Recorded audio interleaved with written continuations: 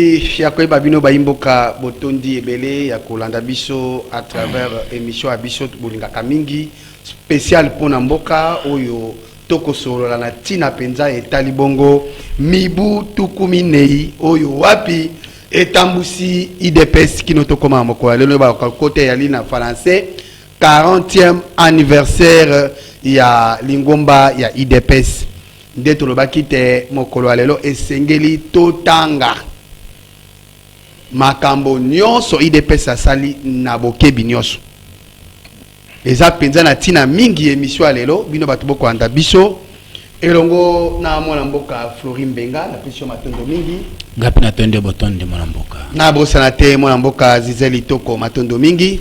Merci likita na biso ya lelo tosengela ki penza koluka moko ya bilenge pour ceux qui tolobi kaka IDPS bande komusu ba kotaba komona kaka ba mikolo est-ce que IDPS yango bato baebi masolo na yango e ali kaka mikolo to pe bilenge oyo to komona lelo na IDPS ba supe ba kobenga na ba lokwa ba combattant mais to kota na miso akawele to mona kite mokolo lelo esengela ki na biso tozonga na mwana mboka Adolphe Amisi Makutano oyo azali bongo cadre moko ya bakambi ya lingomba ya IDPS na piso matondo mingi mwana mboka matondo ndeko Madilu nako profiter na micro na yo pona pesa mbote na équipe mobimba ndeko Mbenga mbote na yo mbote mwana mboka mbote na yo bonjour mbote pe na baimboka onyoso bakozwa libaku ya kolanda biso kasi to yali awa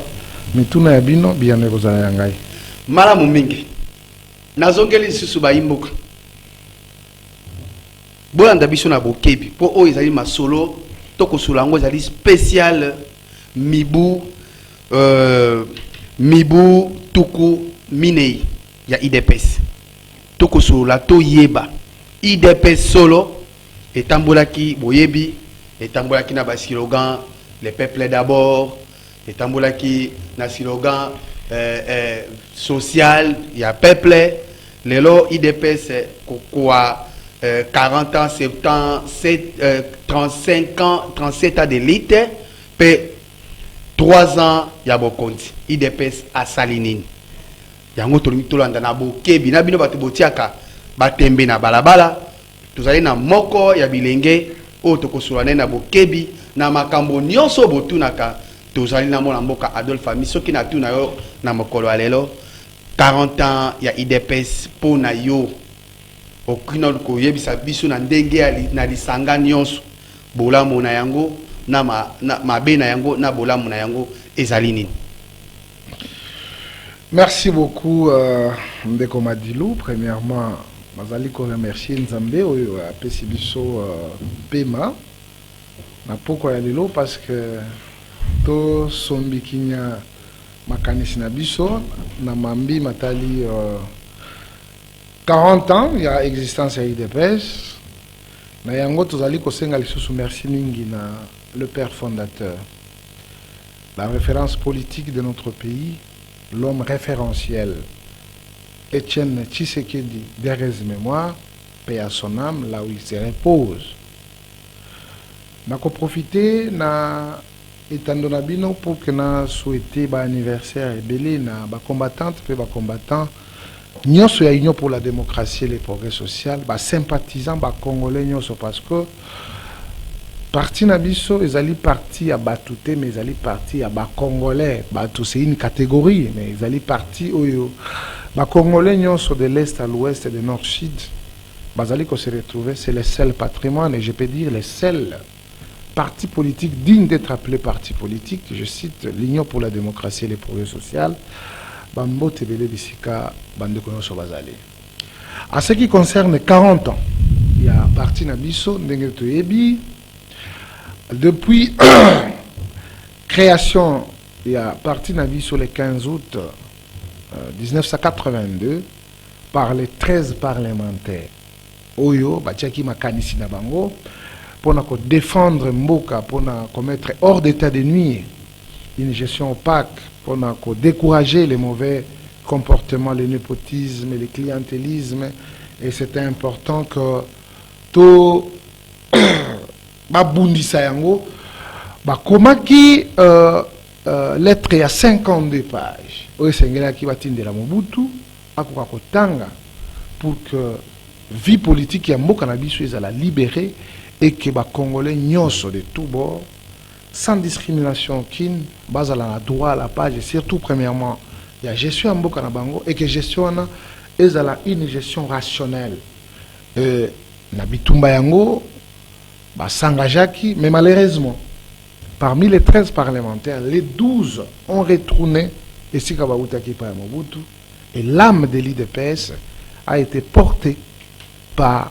la référence politique, le père de la démocratie en République démocratique du Congo, je cite Etienne Tshisekedi wa Mulumba oya memi bitumba yango ti tokoma le 30 décembre 2018 Otozaki Maponami et sont partis pour la première fois et accédaki na magistrature suprême sous le leadership il y a Oyazalaki candidat à parti naie Oyazali Félix Antoine Tshisekedi désormais élu chef de l'État depuis les élections de 2018 et le 24 janvier Félix Tshisekedi a bengisaki ba Congolais nyonso de tout bord de l'est à l'ouest de nord-sud baya popesa ba mayele na bango ba contribuer les énergies positives justement pour que tout Tongambo Cannabis, nous sommes dans l'optique, nous sommes dans cette réalité et désormais le pays est entre les mains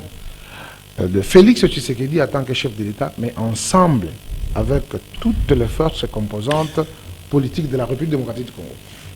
Voilà, nakanesi bandeko balandi bo landi na bokebi bonso mwana mboka Adolphe Amisi Makutano mibutu kumene ya UDPS. Bozalaki na balabala na bana mboka. Bozalaki na opposition na Congo démocratique comme à l'époque ya Zaïre kino lelo.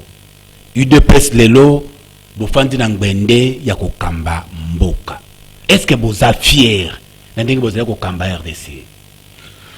Et donc sengeli toyebisa ba Congomani que biso ba imboka biso ba na UDPS tozali fier parce que lelo na gestion ya mboka ba Congolais nyonso bali na kati ya ko gérer mboka et ali seulement l'UDPS na mutu na bango UDPS mutu ali tata mokonzi mais tobosa na que selon constitution na biso mutu ko rendre compte c'est le gouvernement et na kati ya gouvernement c'est le premier ministre o azali na programme du gouvernement o esengeli apesa na population population na ngo posa mona mboka Adolphe moto ba congolais ba ponaki na 2018 OK et Félix Tshisekedi Tshilombo yo yenda ko rendre compte na peuple congolais. Bien sûr, il va rendre compte étant donné que bazali ba institution ebele tozali na gouvernement tozali na ba parlement tozali na ba institution ebele mais kasi na mutu ya mboka ezali mona mboka Félix Tshisekedi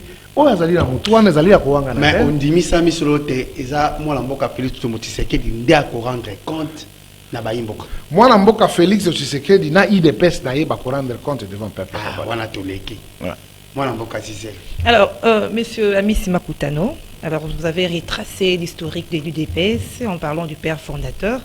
Alors est-ce que aujourd'hui on peut dire que l'UDPS aujourd'hui qui du reste est émietté à célébrer ses 40 ans d'existence émietté, l'UDPS est resté dans la ligne droite du père fondateur Feu Etienne Tshisekedi, comme vous venez de citer son nom tout à l'heure? Bon, je dois vous rassurer, madame, l'UDPS n'est pas mietté. Nous ne sommes pas dans une jungle, nous sommes dans une organisation. C'est l'impression que vous donnez. Je me donne... D'autre part, il y a des discussions, vous confondez le pouvoir et la rue d'ailleurs. Tous vos divisions, vos querelles, vous les portez à la rue alors que vous êtes au pouvoir. Madame, je dois vous rassurer que nous nous sommes battus pour la démocratie. Ce n'était pas ainsi d'autorité morale. Et l'UDPS aujourd'hui, ce n'est pas un secret pour personne. Vous allez reconnaître que l'UDPS est sur la ligne droite justement pour exprimer cette voie démocratique. C'est pourquoi vous nous dites que nous sommes en train de nous émietter. Non. Dans toutes les familles du monde, le problème ne manque jamais. Mais nous pensons que notre capacité de dépasser ou de surmonter ce qui peut nous diviser, c'est ça le point fort de l'UDPS. Et donc, l'IDPS n'est pas émietté. Je suis de l'Union pour la démocratie et le progrès social, bar Tshisekedi, et nous sommes là, les partis est géré.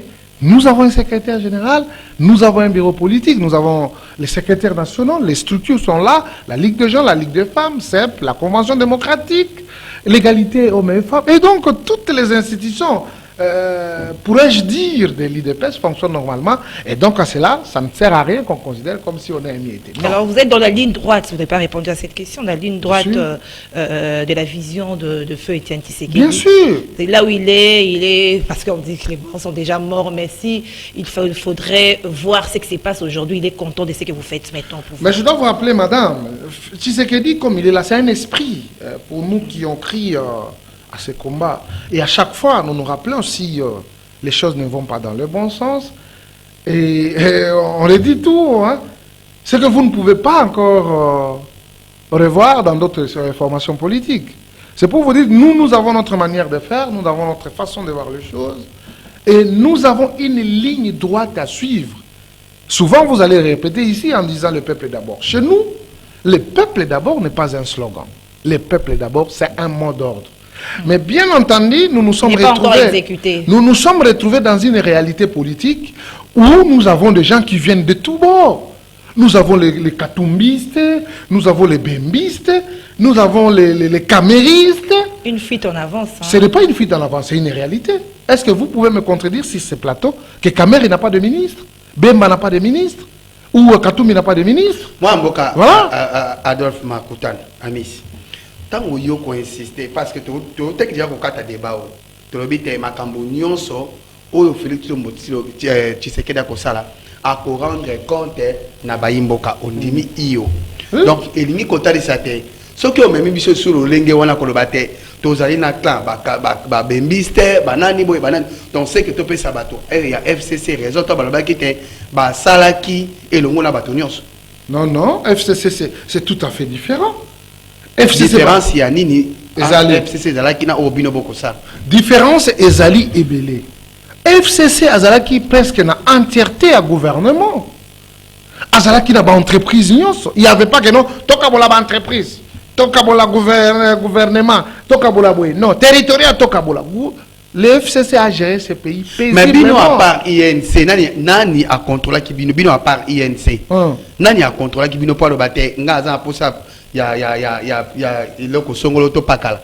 Donc, nous sommes engagés à Kabino pour FCC, pour qui déjà contrat. Vous avez entièrement dans ma camonio sur ma boucle. Tous à la réaliste.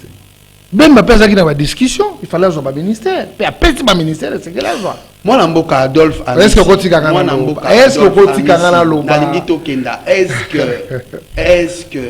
Bah, il faut comprendre. On est à Katinga, Algina Lobate. Ça va. Nazoti qui l'a eu pour Loba. Pour la monnaie, peut-être na quoi que na jiraki mutu na ngama moté na koti sango penza na katsanzela koti sa po yo loba malamu yo na lobi boye ozali na kondimisa pe ozali fier ya koloba na 3 ans oyo bino bosali na ba slogan bozaki nango ya le peuple d'abord social ya population que makambo wana etalisami penza na 3 ans mobimbo bosali ekokende longo bani nazali plus que fier.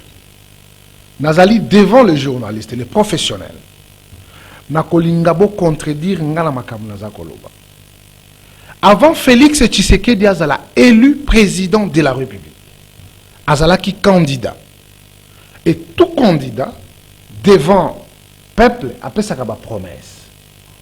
Na lingi bo court-circuiter nga sur ces plateaux, boye bisanga ni Félix alobaki ni salamité. Je suis devant vous, je suis prêt à vous répondre. C'est nous qui posons des questions, mais on vous dira peut-être le social. On peut dire le panier de la ménagère. Le panier de la ménagère aujourd'hui, est-ce que vous pouvez vraiment dire qu'aujourd'hui, le Congolais est satisfait du point de vue social? Je dois vous rappeler, madame, tout ce qui est du Congo est prioritaire. À moins qu'on amène un jugement de valeur outre que la réalité qui est devant nous. Tout ce qui est dans le Congo ici, c'est prioritaire. Au Congo, il n'y a pas de route. Les infrastructures, n'en parlons même pas. Le social sur tous les plans. Si on prend les études de nos enfants, c'est le social. Les transports, c'est le social. Même les logements, c'est le social. Même l'environnement, c'est le social aussi. Mais tout ne semble pas marcher dans tous ces secteurs-là que vous avez Je ne sais pas, énumérés. moi, madame, si vous vivez dans cette planète Terre, Oh, mais nous quand sommes je là vous avec rappelle, vous. je dois vous dire, si vous êtes sur cette planète Terre ici, la gratuité de l'enseignement, elle est effective. Même si consacrée dans la Constitution, mais à son article 43, il est clairement dit que la gratuité de l'enseignement à l'école primaire. Et aujourd'hui, ce n'est pas un débat, madame. Voilà, Adolphe Amissi. 40 ans, il y a eu deux pèses. Bon, matin qui bo kita qui pendant que bundelu est tombé à démocratie Ouais. na mboka oyo. Banda bozi bo konzi pendant que kamba Congo. Donc koki ko ba peut-être que démocratie a solo. Il faut dire na mboka oyo. Ndeko Adolphe. Bon, il faut que l'institution nyonso ait joué rôle na yango. Bitumba na biso ezalaki démocratie, état de droit, et comme la biso le progrès social. Très bien. Alors, otuninga isoki, lelo, tokolo basoki démocratie ezali. Iyo, démocratie ezali. Na tango bokomi ko pekisa baninga basusu ba manifester pour ça bango te na balabala ndi démocratie wana wala démocratie à l'UDPS Bapekisaki nani a manifesté te. baninga basusu na mboka oyo. Nandimite, peut-être contexte. Au moins, biso, ba politicien to lukaka ba raccordement frauduleux.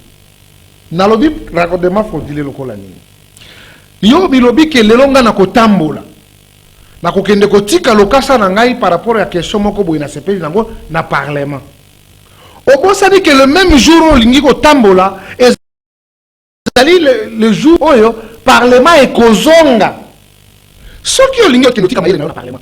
Pourquoi ne pas laisser le jour où le Parlement est zongi, officiellement, la rentrée parlementaire, lobi nango koya kotika lokasa. Pour nani peut-être bino ba kambia mboka boko senga na ba polusi ba sécuriser ba parlementaire d'un côté de l'autre ba sécuriser ba manifestant de quoi Adolphe. Je ne pense pas que nous sommes dans une gêne. Makambo bo déplora kana tango a Kabila. Biso lelo bato ba misu ba komo nango kole quand même o bato. biso to ali ba modèle. Modèle ya nini? Il y a modèle et il y a démocratie. Wapi? Na Congo. Pourquoi na lobi yango? Biso anokenga toko senga manifestation mukolo ya rentrée parlementaire. Parce que mukolo il n'y a pas de matières qui seront traitées. Ba ambassadeur baye, ba corps diplomatique baye, ba tunyoso baye pona ezonginde e bandeli. Zela. Bato basala kayango baza ko sala une fuite en avance. Aibi ke bato ba ko accompagner et alukika ka mukolo na pour créer des ordres. Quand même, le rôle de l'autorité, c'est aussi pour réglementer le fonctionnement de Makambu. Nakati entité bisika bazali. Et donc l'IDPS a pekisa motouté. Et d'ailleurs, je dois vous rassurer, tozana kisasa ao. Est-ce que Moutouali, gouverneur de la ville, aza Moutouali IDPS, aza Moutouali PPRD? Et c'est bino bo rappelle ça ban Etienne Tshisekedi de Mulumba. Yo. Etienne Tshisekedi na conférence nationale souveraine a ponami premier ministre ya Zaïre na tango wana.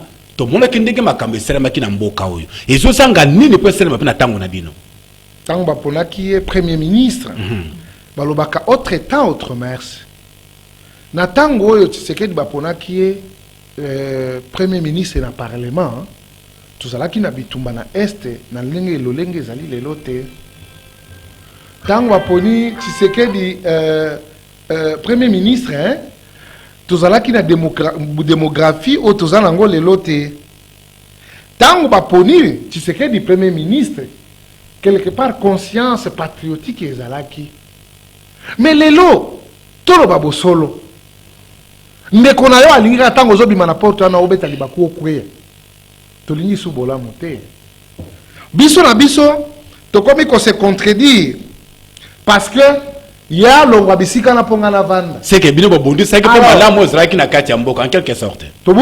Bobundi ça que malamu zalaki na kati ya mboka. Ma conscience collective na bino boye ko bundi sango na kati ya UDPS. Est-ce que tokoki kozwa ba mvula boni banda bapona ki Tshisekedi ti lelo ba mvula boni za na kati. Pourquoi li ozwa ngo kaka lelo parce que il se lelo ndenge UDPS a comme nesika yango. Non, eza pona bongo te ba réalité ezali ndenge moko te. C'est ce que je peux dire par rapport à cette question. La réalité, tant qu'on a qui Nkondo Etienne Tshisekedi, Batou, espoir ya Batou. eza kiliko na ye parce que makambo mingi ya mabe bato bazali ko décrier ba moni que mutu oyo akoloba te ekotikala te pour l'intérêt ya peuple. Donc c'est toujours l'amour que peuple azali ko apporter et c'est l'amour wana nde yango tozali ko réitérer tilelo. Merci. Alors, monsieur Amissi Makutano, bien que vous vantez la diplomatie agissante sous votre règne, mais l'impression que tout le monde, les observateurs, je ne sais pas si vous aussi, vous avez cette impression, et que les partenaires de la RDC ne nous respectent pas. Pourquoi je dis ça? Après les propos de Kagame, on est suivi celui du vice-président du Kenya, qui a parlé que la RDC ne peut même pas élever une vache pour produire du lait. Nous sommes toujours forts dans la musique. Hein. Vous avez suivi ces propos du vice-président. Alors, vous n'avez pas cette impression-là que nous ne sommes pas respectés?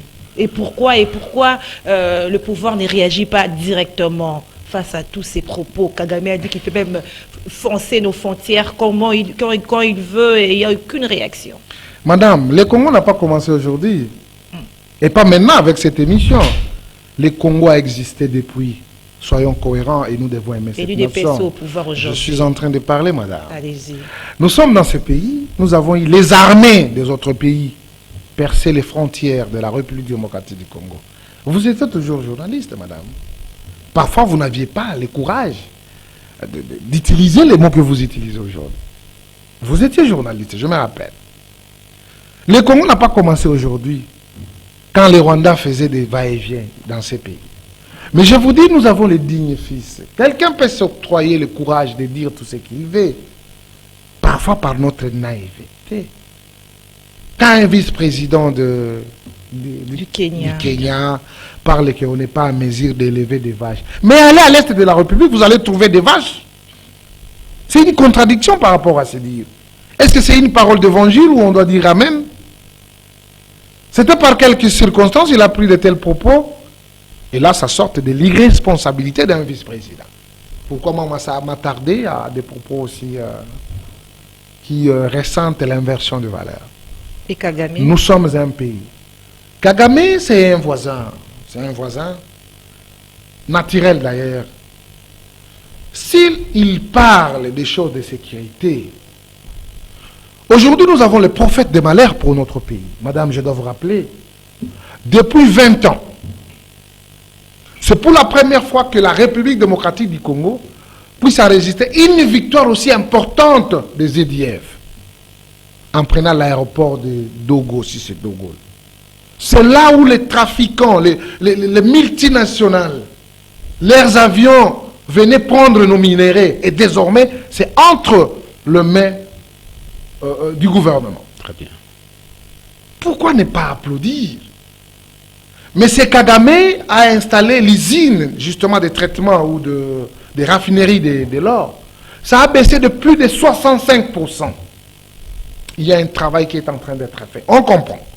La charge que nous avons aujourd'hui, c'est la charge de plus de 5 ans, quelques années. La gestion de Mobutu, la gestion de Kabila, et aujourd'hui nous sommes dans cette gestion. Nous acceptons ça comme tel. Mais si on est avisé, on ne peut pas amener nos arguments en disant que tous ces Félix de l'IDPS, ce pays ne les gère pas seul. Il les gère avec les compatriotes des autres formations politiques. Mais et là, j'assiste. Il y a un des commandants suprêmes. Il est le commandant suprême, c'est pourquoi vous enregistrez de victoire en victoire. Les Cambodgiens, moi, Namboka, Amissi Makutano, to tikali kaka na mambese ko maniolawa olobaki te mokonzi nyonso avako to tope azalaka kaka na ba promesse ya pesaka alobaka na bato soki na kanisa malamu na kokoto ya Félix Tshisekedi na tina etali mambi ya est alobaki te akozala kimia kaka soki est ezwi kimia. Mais ekolandisanga 3 ans yango eloko moko eko rassurer baimboka na ngambo este na tina ya kimia réalité. Mokolo alelo tomoni bato ya société civile bapesi ultimatum il y a 10 jours que moi Namboka Félix Tshisekedi Tshisekedi asi la bon kolongola gouverneur militaire oyo azali kuna na Ituri po ba moni eloko moko malonga e kosala makuna ezali te siko tango yo komona te bandeko ba moni plan A oyo mwana mboka Félix Tshisekedi alakisi esimbi te est-ce que kondimisa ma plan B ngala kondima likambo wana te nous devons être des patriotes. Mao Zedong alobi boye bitumba yebanaka mukolo ebandaka kasi mukolo ekosila yebanaka te nauti kolobela yo ba bastion aéroport bato wana bazali ko se servir eza na maboko ya ba soldat na biso do ezongi na maboko ya gouvernement ezali parmi ba promesse ya président de la République. Guerre ezali plus de temps quelques années, vous croyez dans 3 ans vous allez la finir. Tolinga mboka petolingana tata mokonzi a se dédisaka te les difficultés bato mosusu baza nango te bayebi ye malamu te il ne se dédie pas kimia wana ekosalama avec usambango mais jour ya victoire finale je sais que badongolo miso bato balingaki kimia ekota te bakoya ndeko madilu kuna makambo ezali makambo ebele bato baza kokwa misolo pona makila ba imboka bandeko na biso moko bato mosusu te bakotekela bango ba minduki bakotekela bango ba uniforme bakotekela bango ba kisi kaka bango nde bazali kote. Imaginez na mboka moko bazui chef du quartier oh représentant biloka ba territorial bakonzi nyonso bazali banguna sikoyo tango moni likambo eumeli général Mayele alobaki yango soko moni sécurité zo sa nyamu yebake munguna pe ayali na kati. Mais attention qui bazali ba congolais, nous devons les décourager. Ça c'est notre pays. On ne peut pas s'enrichir derrière le sang de nos compatriotes. Ça ne peut pas se faire. Et Félix Tshisekedi a tapé sur la table. Nous sommes derrière cette vision et je vous dis qui n'est kokota. Balinga. Et kokota après mandat 5 années à mandat naïe. Le mandat du chef de l'État est de 5 ans renouvelable une seule fois. Toi, on a 5 ans. Bitumane kosi la talobi. Likambote kasi boko tunaka. Na suka tango akoya isusu epa na ba imboka. Boko mona makambu pe boko yoka keno wana alita tamo konzi. Oyotina na boko loba nini ndeko Adolphe. Na bandeko basusu ba acteur politique ba lobby dans cette ya lutte ya UDPS ba kisa 3e mina na bokonzi ya mboka oyo ezali fiasco. C'est de leur droit. C'est de leur droit, les corbeaux et les renards. Tant que tu as monique fromage et kei, a kolinga yemba alela. Aya na négativité à makamu, mais kasi tokota là-bas. Fait. Dans le bac, tata mokonzi avance la tata mokonzi. Ayali na ba promesse à pesaki na ba congolais. Aussitôt na kokota, il y a liboso gratuité de l'enseignement pour la école primaire. C'est une réalité. Alors bitango na kokota, passeport et l'équipe mokili mobi mezaka ke pa na biso. Il faut équiter de 250 à 99 $. Combien de personnes voyagent? Non, madame. Non. Les alliés identité, hein. Mais combien de personnes bazaki na posa nango na 250 bazwaki. Mais le long na 250 toko combien de passeports? Ni ça tout est. Ça m'a bien. Alors bien les sous. Toi si on va kindara kozwa ngo pena na 250 ozwi. Et ali na affaires étrangères. Ça moi je suis pas un démagogue. Les alliés na affaires étrangères. Biso ba imboka to ali ba éternel insatisfait. Mutu nyonso azaka pressé na Congo. Angala lingo se langa ngombango punga na soko kende.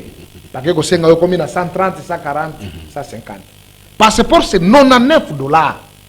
Nde prix na yango wana. Alobi ke tozali mboka oyo pona ko se déplacer na ba province. Talo ya billet leki makasi. Mais le long de konanga bato bakomo zonga mbandaka pena lokola mutako kende se mandako te. $92 au matia pe mbandaka omoni yango pe ozongi. Yali esengote. Les billets les plus chers ezalaki Kinshasa Goma. Kinshasa Lubumbashi, c'était à 620. Et quand à 480, aujourd'hui c'est $197.2. Qui dit mieux? Alors, M. Amissi Makutano, les élections. Tellement que madame Okati les élections c'est en 2023. Les élections de 2023, est-ce que vous croyez, première question, est-ce que vous croyez vraiment à la tenue des élections 2023? Le mandat du chef de l'État est de 5 ans renouvelable une seule fois. Le président de la République a prêté serment le 24 janvier 2019. Comptons 5 ans, 90 jours avant, nous devons avoir les élections. N'oubliez pas, madame, celui qui préside aux destinées de la République démocratique du Congo, c'est le fils d'Étienne Tshisekedi Wamulumba. Enfin, c'est de dire pourquoi. Non, les Congolais disent que j'ai dit même que moi, ça c'est un adage congolais au Lingala. Franchement, Félix, papa Etienne abotaki moi n'a pas abotaki moté. Alors, vous n'êtes pas dans la logique du glissement, comme les dénoncent par exemple les opposants à votre pouvoir. Si on voit, par exemple, une escalade verbale entre le ministre des Finances et le président de la CENI, le ministre des Finances et de l'UDPS et le président de la CENI. Vous ne voyez pas que ce sont des manœuvres pour aller au glissement? Madame, je vous ai demandé de comprendre que nous avons une mutation. Les choses ne peuvent plus évoluer comme ça évoluait auparavant. L'autorité a dit, ainsi dit. Non! Quand on dit à la CENI de présenter les budgets, il est important d'expliquer les rubriques. Ce n'est pas le fait que la CENI a dit ça et le ministre des Finances doit taper. Non, c'est pas comme ça. Et j'ai aimé parce que il y a eu une mission qui doit être diligentée au niveau de la CENI pour comprendre comment ils gèrent l'argent du Trésor. Ça c'est dit qu'il dit n'avoir encore rien obtenu de consistant pour les opérations il n'a encore rien eu de consistant. Pour les opérations électorales. Mais les moins consistants, on doit comprendre comment on les a affectés. Et donc là, c'est tout à fait logique. Madame, ce n'est pas le verbiage ou une petite discussion entre le ministre des Finances et le patron de la CENI qui doit influencer justement le dépassement du délai. Non. Ça n'a pas de sens. Nous sommes à pied d'œuvre en train de se préparer. Je vous assure, et retenez ce que je vous dis, celui qui fera face à Félix Tshisekedi n'est pas encore né. Il faut attendre. Même s'il va naître aujourd'hui, en 2023, il aura 10 ans, et un enfant de 2 ans ne peut pas se présenter aux élections. Évitons la distraction des hommes politiques. Dans ces pays, nous avons assisté à des candidats qui vous disent « Oh non, ne participez pas, allez avec des papiers. » Ce sont des démagogues.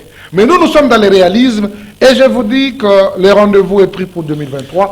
Préparez-vous. Kondimaya Adolphe Makutano et comme le kola Yezu alobaki bandanga na tambo na mokili ya Israël kondimaya boye nano na moni yangote.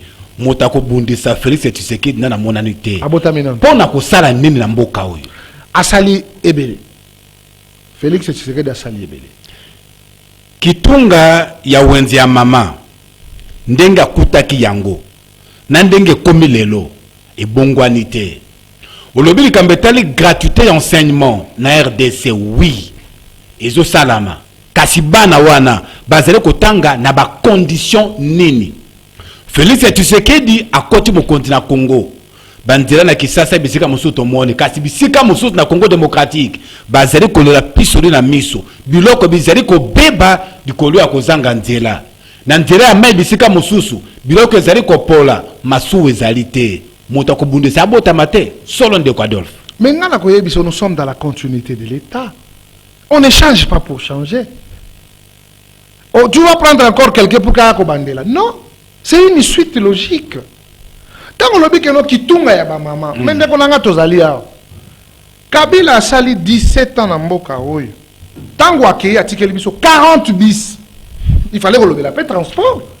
Mais Félix Aye, en moins de 2 ans, atiki biso azana biso na 440 bis. Est-ce que volontaire na tokoki kolobela yango? Ndeko madi luko pe mate.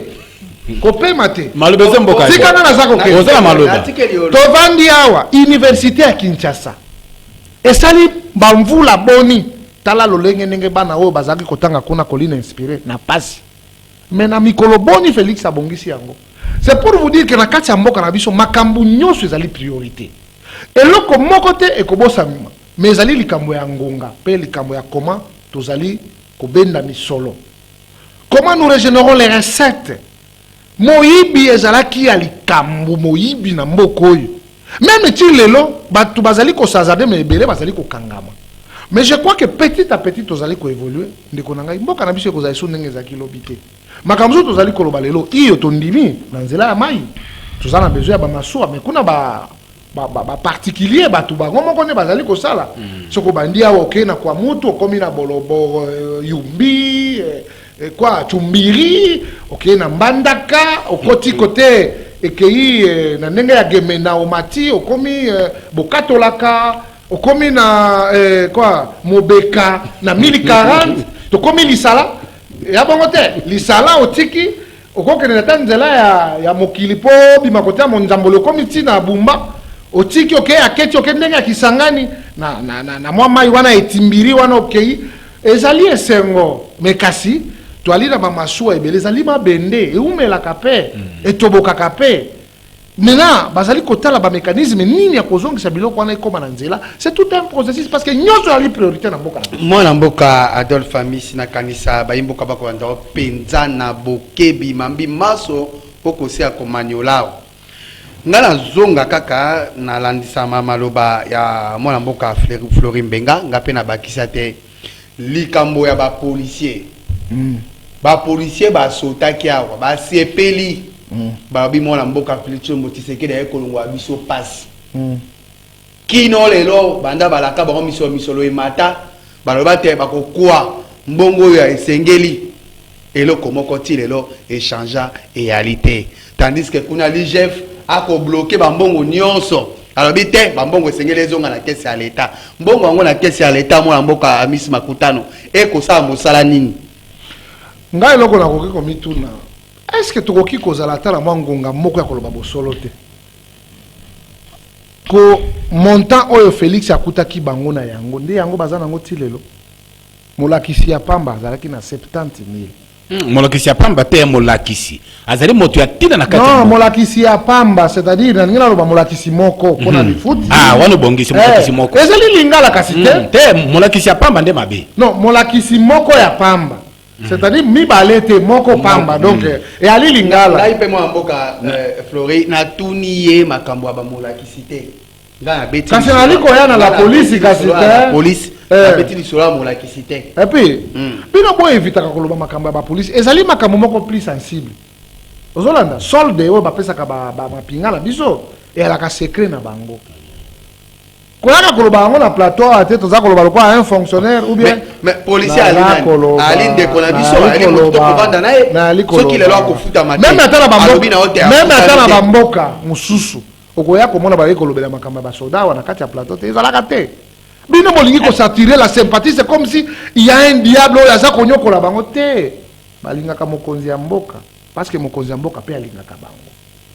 Alors, monsieur Amisi, ndambo babakisi aliki bango basi babakisi li bango molakisi azalaki na 70,000 lelo aza na 430,000 bongo policier na biso akozwa boni ata akomi wana te ezali échelonnement mais toyebi ke makambo na bango ezali priorité pa ya tata mokonzi et donc ça ne sert à rien toyaka nango na plateau totika yango mais ekobongisama ata soki ebongisami tokoya na plateau tolobi ke ebongi te mwana mboka soki bato oyo bakobatela population balobi te misolo oyo esengelamaki epesama oyo mokonzi ya mboka alakaki nani wa réaliser te bato bakoki koloba yango na télévision te alobaki nini po etikala tabu te esengelaki kobakisa bango misolo na oyo bango bazalaki kokwa combien mais basi babakisa mais kino lelo za bato oyo lelo bakoloba te wana nde yiba osolo babakisa peut-être soki biso bakozala na palier wana ekozala malamu lelo toali na 3 ans soki tolingi totuna bandeko na biso avant ndeko Félix akoma ezalaki boni bakoyebisaka eno ezali ya kobakisama quelque chose tokomi nanu pene esika esengeli te mais ezali ya kobakisama c'est tout un processus biso tu toali na posa ke bato tu oyo bazali kosala mosala na leta azwa bango na charge mpe apesa bango esengeli na bango mais kasi lolenge na biso moyibi epai corruption epai boye epai biso moko tomitala mpe toboya makambo mosusu misolo ya leta ezali ya motu te soki bapesi yo mwa eteni ya bokonzi kokanisa te keno misolo mana makomi ya yo non c'est pourquoi tata mokonzi na motema na ye ya malamu abengisi bakongolais nyonso même si lelo bozoloba idps aza na ministère boni toa na ministère toa na 6 ministères na gouvernement ya 54.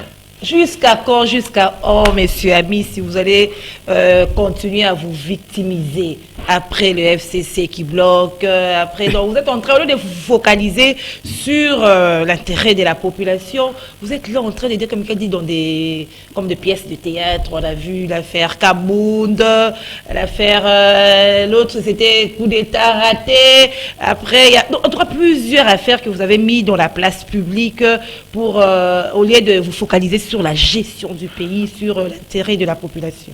Donc, si je comprends bien votre question, vous voulez me dire qu'à l'IDPS, il y a un arbre qui crée des événements. Coup d'État manqué. Voilà comment nous parlons avec légèreté. Ou le porte-parole du président de la République. L'affaire Kabound, où vous Non, en êtes? je suis en train de dire, le porte-parole du président de la République fait un communiqué officiel. En tant qu'historien du présent, vous ne pouvez pas prendre ça à la légère, madame. Évitons, même si nous avons nos clivages, nos appartenances. Mais dans ce qui touche à l'intérêt, je crois que le jour-là, si ça pouvait être effectif, je crois que vous aussi, vous alliez prendre la poudre d'escampette. Vous pouviez commencer peut-être la vie à zéro. Ce n'est pas normal. Nous devons décourager ce qu'il faut décourager. Nous devons dénoncer ce qu'il faut dénoncer. L'affaire Kabound, c'est une affaire interne. C'est une affaire de l'Union pour la démocratie et le progrès social. Où Kabound fut président à l'intérim. Mais il a été déchu par les organes du parti Zapilité. Ce n'est pas votre problème, c'est notre problème. Mais vous avez mis ça à la place publique. Mais bien entendu, c'est une information, madame. C'est une information. Alors ça intéresse tout le monde maintenant. Mais bien entendu, comme c'est une information, vous avez l'information. Kabound était président Haï et aujourd'hui il n'est le plus. À ce qui concerne l'information, vous vous êtes bien servi. Mais pour entrer en profondeur à ça, je pense que vous êtes mal placé.